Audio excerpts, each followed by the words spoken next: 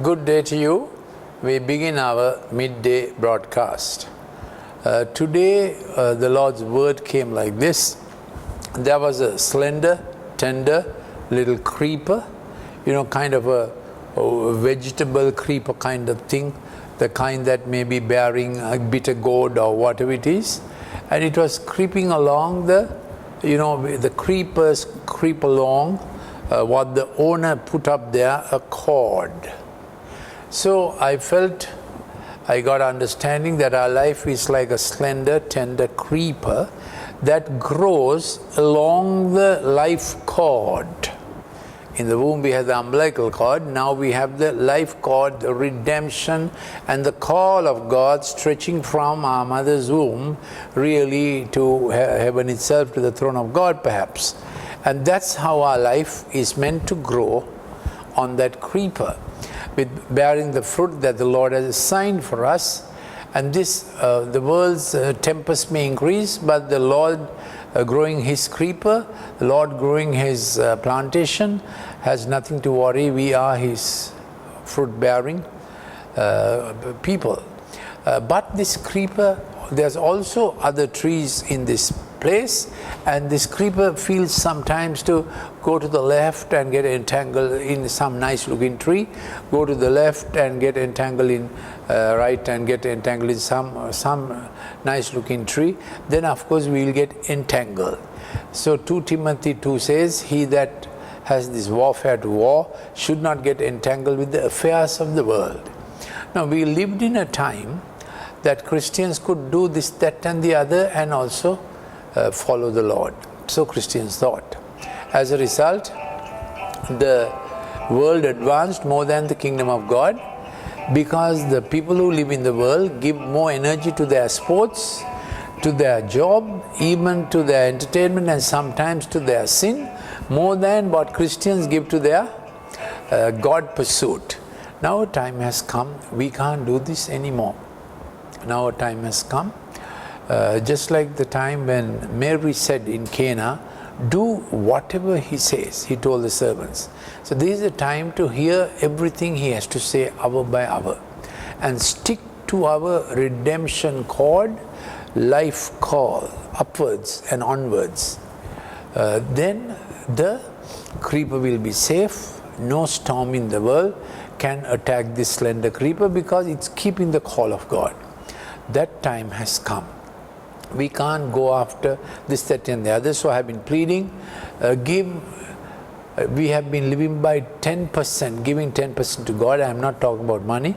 I am talking about energy, our strength, our desires. Now let's give at least 51% for him, if we are to tide through post-COVID times. So up to the other vision I had was parallel to this. I saw up to now, the arms of God, the embrace of God embraced all of his creation, because after all, he created it. While people are doing abortion, while people are doing LGBTQ, people are behaving like Sodom, people are behaving like the times of Noah, eating and drinking and doing as they pleased. And more than half the world's energies or economies or earning methods may have gone completely black. As a matter of fact, the black money, the underground money, is twice the time of money that moves through official governments. So this huge enterprise, sin industry, all flesh industry, human trafficking, pedophilia, in spite of all this, God stretched out his arms and somehow kept the world in mercy, so that every father could earn a livelihood. Now a time has come. Now from Cana to Calvary, it was 3.5 years. So I don't know what next 3.5 years will be like, but I can see that God is that embracing arm of his. Now the time of vengeance has come. Isaiah 61, he said, the acceptable year of the Lord, but there would be a day of vengeance. I sense that his embrace will get narrower. In it he will sweep whomever he may, or whomever would ask into salvation. Whoever calls upon the name of the Lord shall be saved.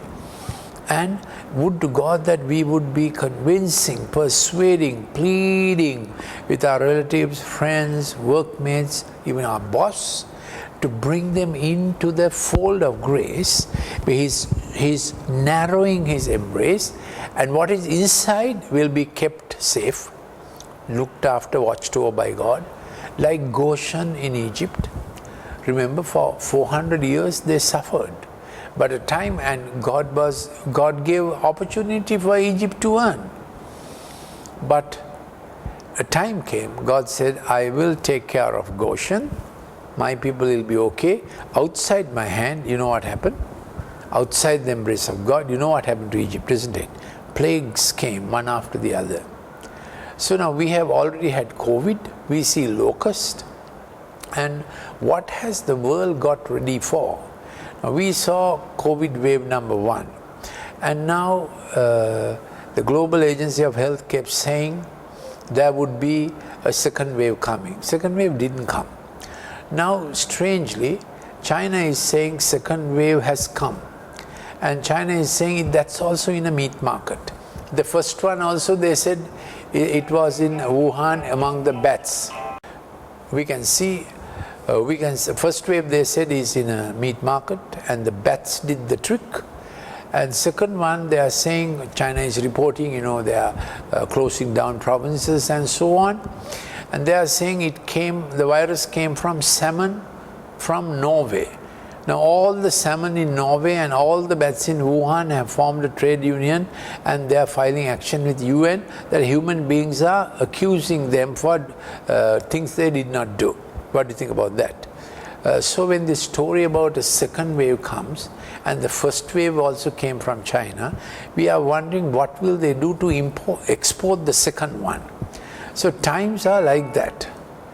So you need to understand that the plannings of man, the pandemics, have already ravaged the earth. Economies have got very difficult. Can you get ready for a second pandemic? You are saying no.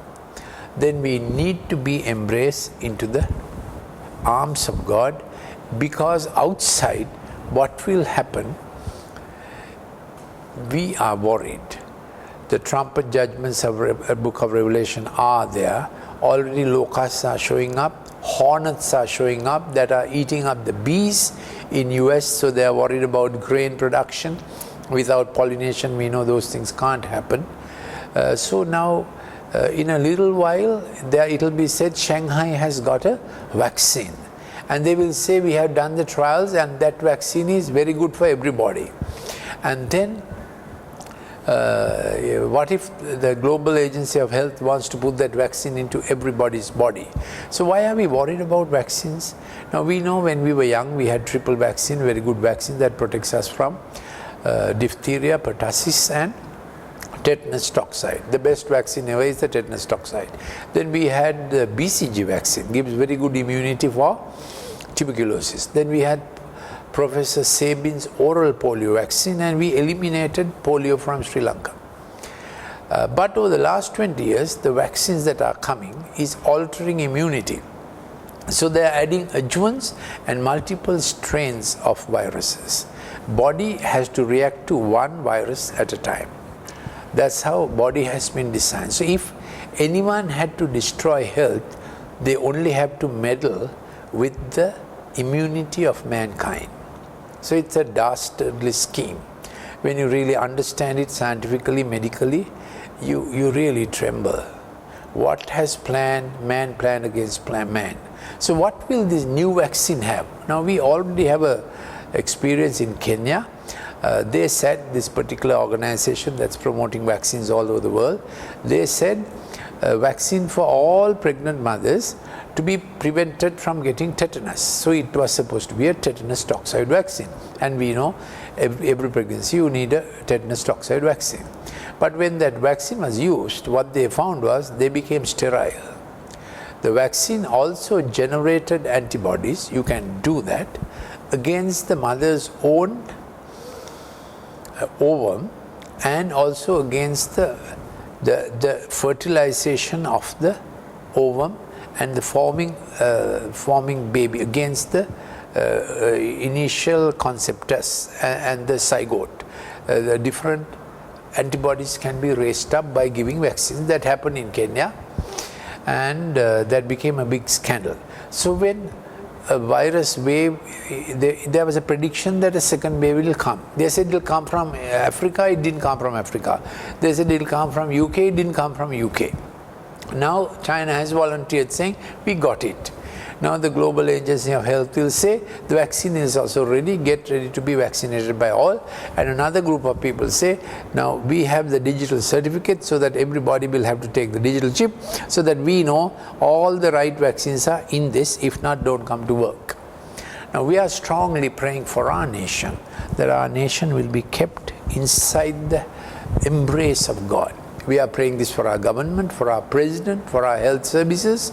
We are praying such a vaccine will never come to Sri Lanka. What are you doing in your nation? Yes. So it's a time of the Good Samaritan, that the citizenry are becoming victims. Robber barons have got ready to rob them, rob their health. And some people are going on the other side without looking at it. But a Good Samaritan comes and picks up the wounded man. You must be the Good Samaritan. We have a test case in Australia which has a godly president, a godly prime minister, Scott Morrison, and they identified the vaccine as made in a laboratory, and they synthesized the vaccine in the virus in the laboratory, and they said so. Now China is bent on revenge. They stopped students coming to Australia. What to do? They are Chinese students. They stopped tourists coming to Australia. What to do? They are Chinese tourists. Now there's a cyber attack on.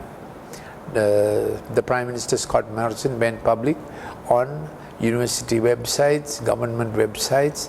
That's how the world is shaping up. So who will win that battle? A godly Prime Minister in Australia, and Australian people. They belong to God. It's a Carmel-like confrontation, Baal and Elijah. Whom do you think will win the battle in Australia? Every nation will face a battle like this, and we need to be on God's side. When power is on the wrong side, God will be on our side. You can say that with me. When power is on the wrong side, God will be on our side. So this is what I wanted to share with you. Days are shortening up. We need to get all our friends, relatives, workmates within the embrace of God, because up to now He did it all together, but now time of separation has come. Malachi 3:16 said it. There will be a time, there will be a distinction between the righteous and the wicked. That time has come. So what is not in the embrace of God will face the consequences of what man has done to man, what man has done to food, what man has done to seeds, modifying them genetically, what man has done to ecology, what man has done to water resources, what man has done to the ocean, all that. And in China, so many cities are so polluted with smoke, they have to import air from Canada to live inside the house. And God weeps for the Chinese people. God looks at the government, but God thinks a nation is owned by the people. So how will the redemption of Chinese people come? We know Chinese church is a heroic church. They are a praying church.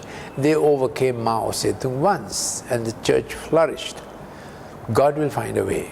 So what is your slogan for the day? When power is on the wrong side, God is on our side. God bless you. God keep you. We will meet tomorrow again.